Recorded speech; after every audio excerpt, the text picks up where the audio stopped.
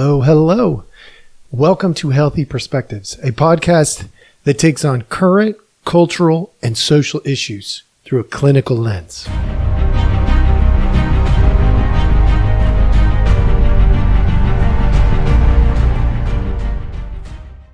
Hello, hello. All right. Thank you so much for joining us. As always, we appreciate your time. We know you got lots of options out there, and we're just glad you're taking a few minutes to spend some time with us because today we got a good one for you. Transactions as distraction.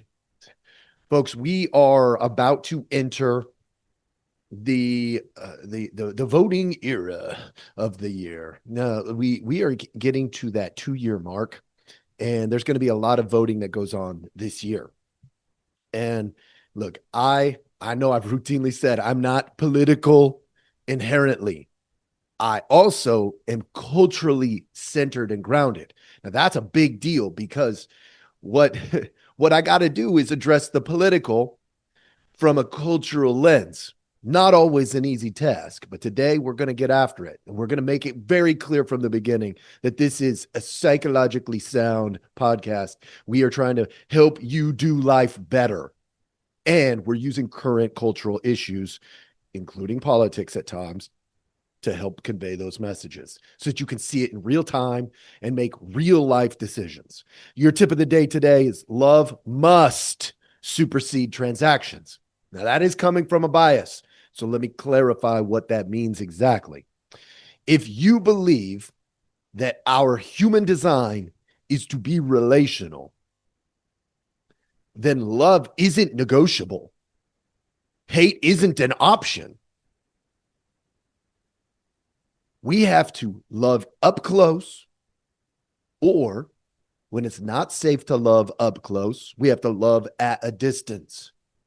That forces us into a position of being empathetic, to see people as people.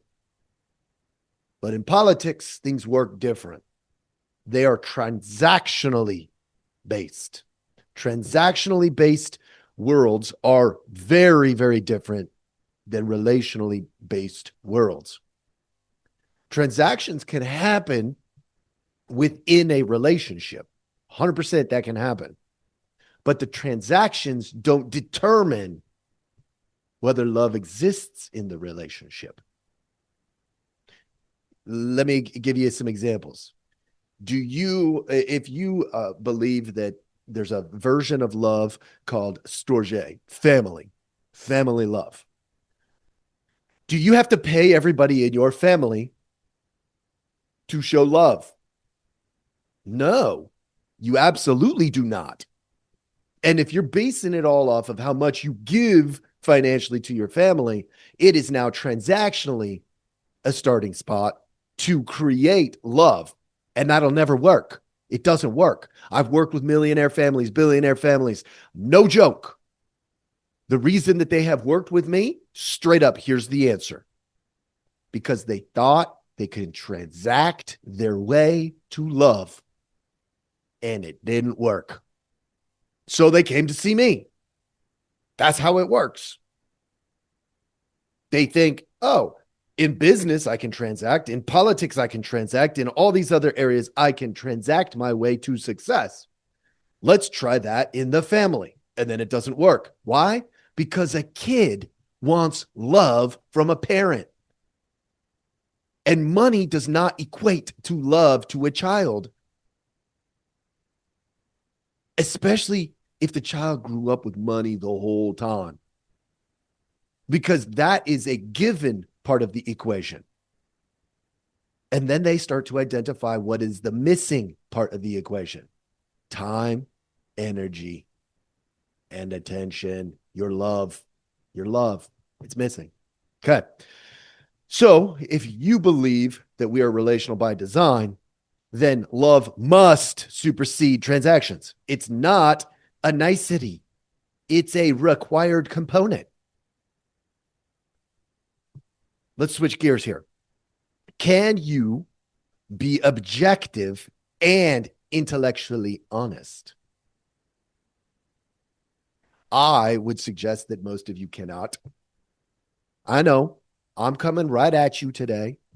Hang on for the ride. We're going to do the best we can. Here's the reasons why I believe most of you cannot be both objective and intellectually honest. Confirmation bias. You love to be right. We all have a tendency toward confirmation bias that we have to constantly fight in order to keep it at bay. But that's one of the reasons. Another reason, emotional dysregulation. You suck at managing your emotions. By the way, politicians love to poke at that one. And then the third one, and this one's becoming increasingly obvious, the echo chambers.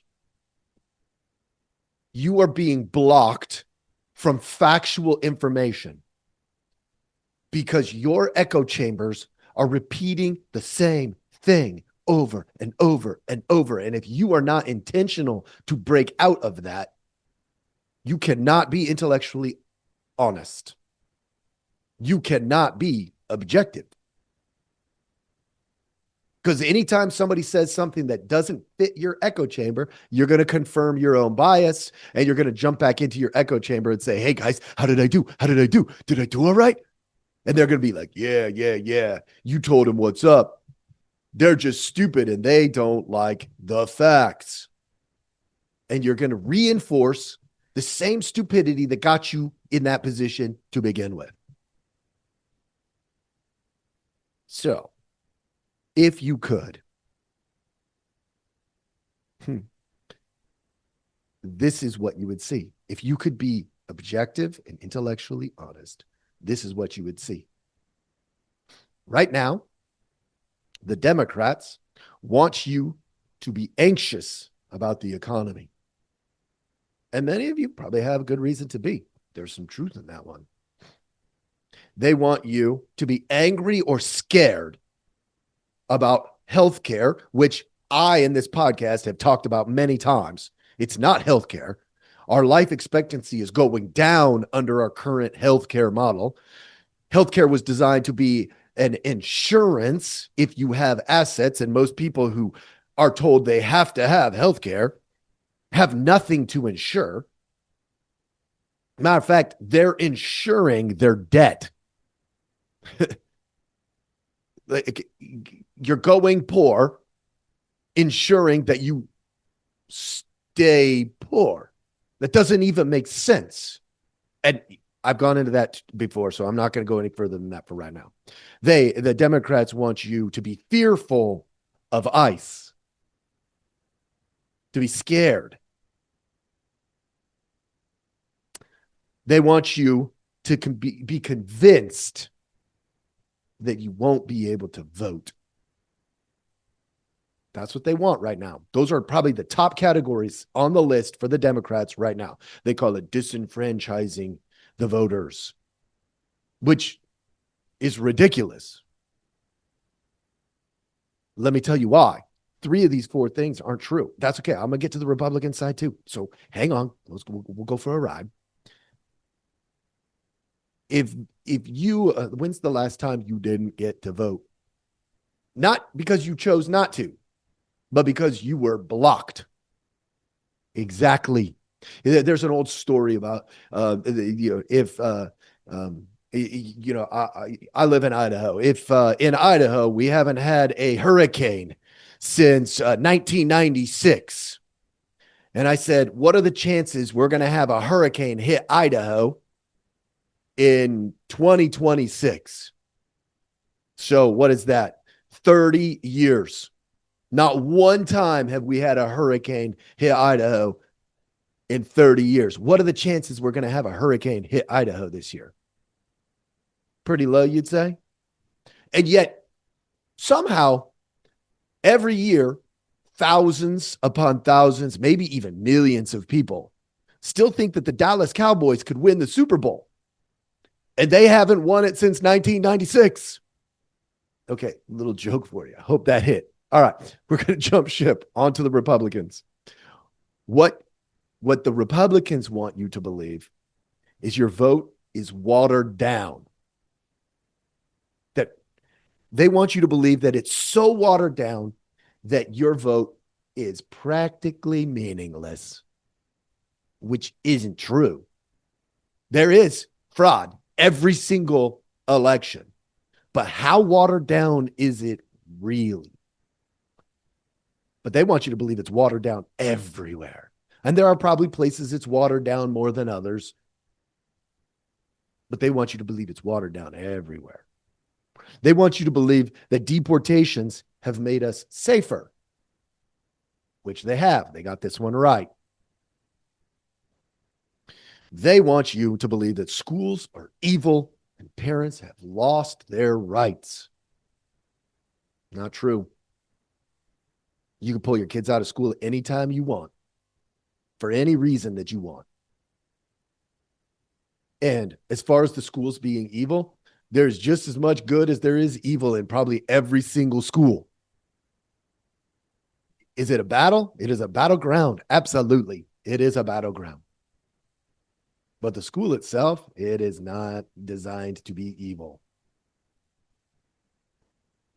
And then they believe that you need more transparency while simultaneously struggling to release the Epstein files. It's crazy. So my question is, this is what they want you and me to pay attention to. But what should we be paying attention to? What do you guys think? Is there some things that we should pay attention to that didn't make the list of what they want us to pay attention to? Absolutely. How about trust in the institutions? The more they lie to us and work up our emotions, only to find out later on that they've been lying to us and working up our emotions. They do not want us to pay attention to our relational nature, and that to build trust in people requires truth, authenticity, and transparency. Now, what they prefer is that you just look the other way. Look at the things they want you to look at, as opposed to who we are, our design. That's a big deal to me. They want they want you to look at things like ICE instead of the concentration of power and wealth. Why is it that all these people in Europe that are in the Epstein files are starting to get accountability? And here in the States, there is none yet. None, practically. What's it? Ghislaine Maxwell is the only one that has any accountability yet. You could say Epstein himself, potentially.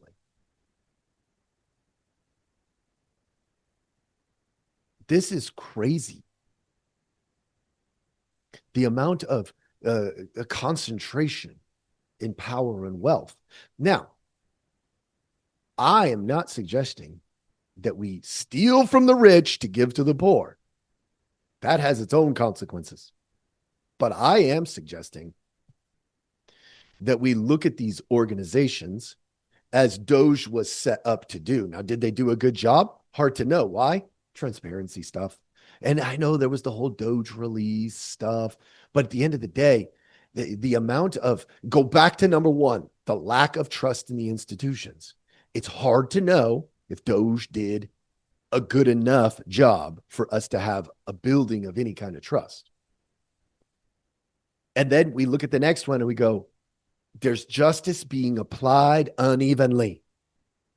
These are much bigger deals than anything I read to you that the Democrats and the Republicans want you to pay attention to. Why do some judges in some places get to do whatever they freaking want to do? Drives me nuts. It's supposed to be applied evenly, but it's clearly not. You know, I think I've got like Hunter Biden. Really? If I didn't pay as much taxes as he didn't pay, I wouldn't have anything. They would have taken everything. But with him, it's like, oh, well, you know, you're Hunter Biden. You know, your dad was the vice president. It's the president. Like, that is ridiculous. justice has to be applied evenly, or it's not justice. It would be actually the opposite of that, injustice. And evenly doesn't mean there can't be unique components for every individual, because we are relational. But it does mean we need to look at similar categories and say, hey, taking these things into account, here's what justice looks like for you. And if I had somebody with a similar situation, it would be exactly the same. If I have somebody with a very different experience, then it would be maybe a very different outcome. But no, they can just throw it around where they want. It's really weird. And it is not justice.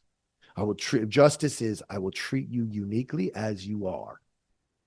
And if you are a criminal, then I will treat you as a criminal until you prove that you are no longer a criminal.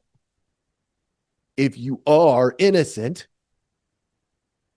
because you've been innocent and there's no proof that you're a criminal, I will treat you as innocent until there's proof that you're a criminal. It's just like that. Also, family stability. Family stability is a big deal. Has anybody paid attention to the marriage rates lately? The divorce rates lately? Fatherlessness? Anybody? Of course not. Even though we are designed to be relational and that love must supersede transactions, we're not paying attention to these things. We're also not paying attention because we're being distracted by what they want us to pay attention to. We're not paying attention to overall competency. Can this person do this job? We just got done watching 4 years of a president who could not do the job. Now, maybe 10 years ago he could have, but during the time that he was there, he couldn't. And it's just blown away in the wind. Nobody's paying attention to the fact that there's an entire party that lied to you about somebody's competence. Don't worry, both parties do that. We get these weird people representing us. Yes, we're dumb enough to vote them in. I get it. But then when we find out that they're incompetent, the excuses start being made. Well, they give us a number. We know they'll vote with us. Oh, well, they give us a number and they're easy to control. Well, they give us like, what? If you're incompetent, get the heck out of there. Go do something that you can add value to. And not just with a vote, but actual intellectual, relational value. Find your place.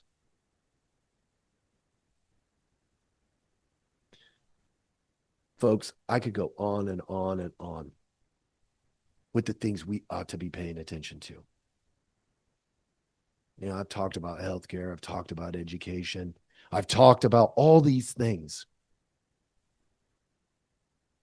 Here's my takeaway for you. Intentionally, not by accident, but intentionally break out of your echo chamber. Read the things that drive you nuts and try to understand it.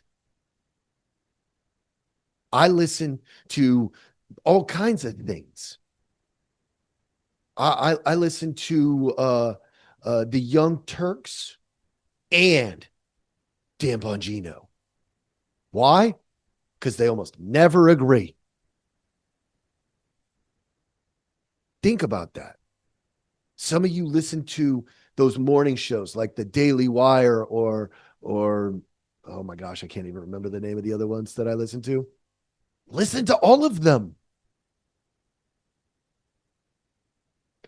If you're religious, read something about a different religion just so you understand, not to convert you.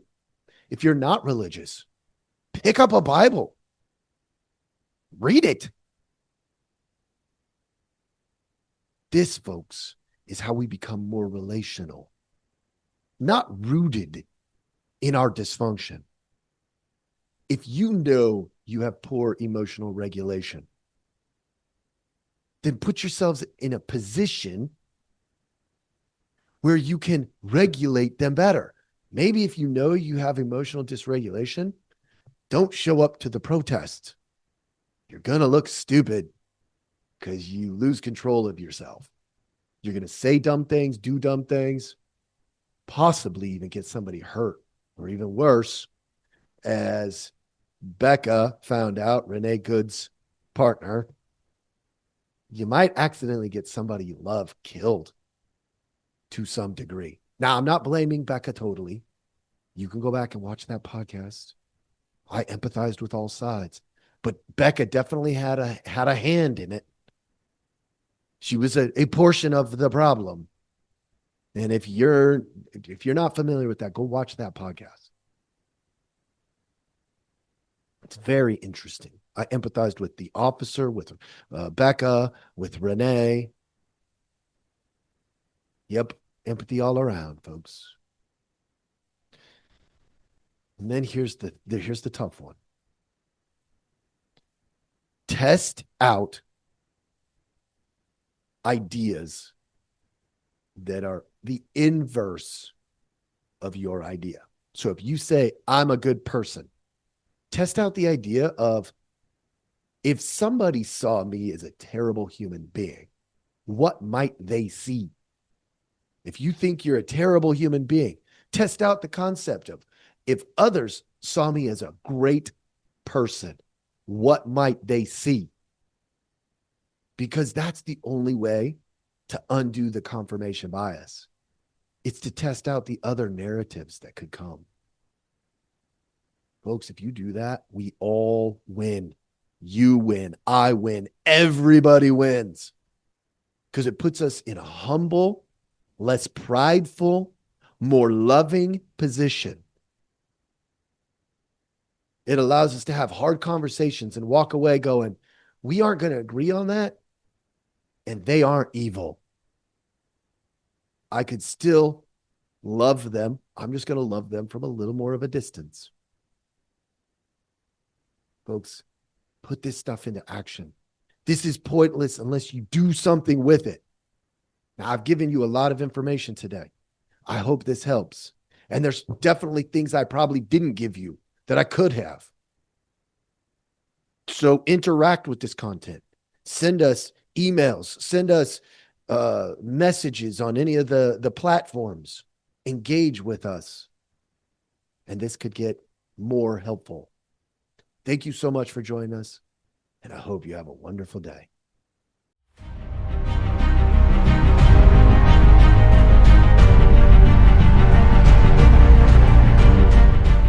Hey, everybody. Thanks for listening. We appreciate our audience a lot, so we give you some simple ways to track us down.